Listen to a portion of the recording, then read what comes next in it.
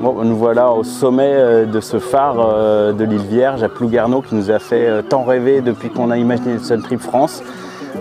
Ce cap, c'est un peu notre cap à l'ouest et l'idée de se dire on n'a pas pu aller en Chine cette année.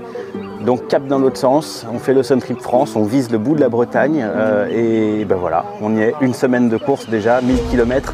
Et tous nos participants quasiment inscrits sont arrivés ici.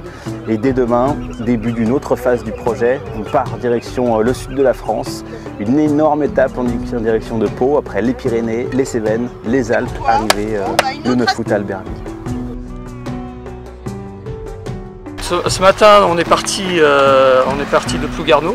On a passé 2 jours assez sympas, là, vraiment même très bien. Un peu repos, un peu en off. Et puis là, on a décollé tôt, à 7h30, direction donc Concarneau, avec une petite halte ici à Saint-Michel-de-Brasparts, qui est le point culminant de la Bretagne. Alors je ne vais pas dire de bêtises, 381, peut-être 384 mètres, je crois que c'est un peu variable, tu vois les calculs.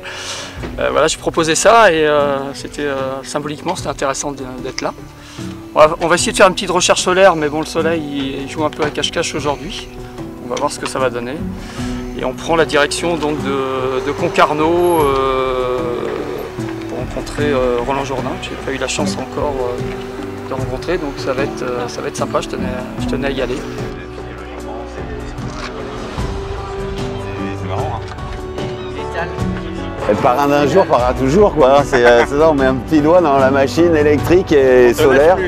Et bah, écoute, quand Florian m'a parlé de cette création de plan B, de coroné confiné, etc. Je dis, bah, écoute, si je peux t'aider, on fait. Et puis, bah, écoute, la Bretagne a donné un coup de main.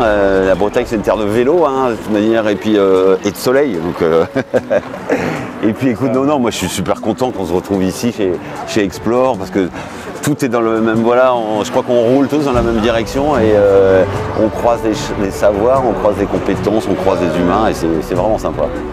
Oui, c'est fabuleux aussi de se dire que on nous a aidés en 2018 et peut-être qu'aujourd'hui on lancera le projet d'un Sun Trip Bretagne pour les années à venir parce que ce terrain nous paraît propice à la découverte, à l'aventure, avec des paysages qui sont variés. Donc voilà, on ne dit pas plus pour le moment, mais on a toujours des projets dans les cartons. Hein. Ouais, en tous les cas, top. Et puis moi, de toute façon, j'ai continué parce que j'avais pris la petite goutte, ça fait 2 ans. Ce Vendée Globe en vélo électrique. Là, alors, je m'imaginais vraiment les gens, parce que nous, on a des zones interdites, des passages de cargo et tout ça. Eux, leurs zones interdites, c'était les pays en guerre. Je dirais quand même, ouais, on est dans la vraie vie, là. Et puis alors, pas d'assistance technique et tout, cette histoire de première division, comme sur une ligne de départ de Vendée. Et puis c'est un Autrichien qui avait gagné, non, c'était un Belge. Ouais. Ah, je me rappelle, mais il était un peu taciturne, quoi. C'était un warrior, j'en connais quelques-uns comme ça dans le milieu du bateau. Et t'avais, bah, voilà, sur une ligne de départ, t'as pas beaucoup de sports comme ça qui peuvent accueillir.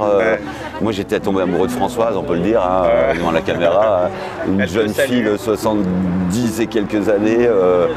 C'est merveilleux comment, quand on prend la bouteille à moitié pleine, ce qu'on peut faire dans la vie comme chose merveilleuse, quoi.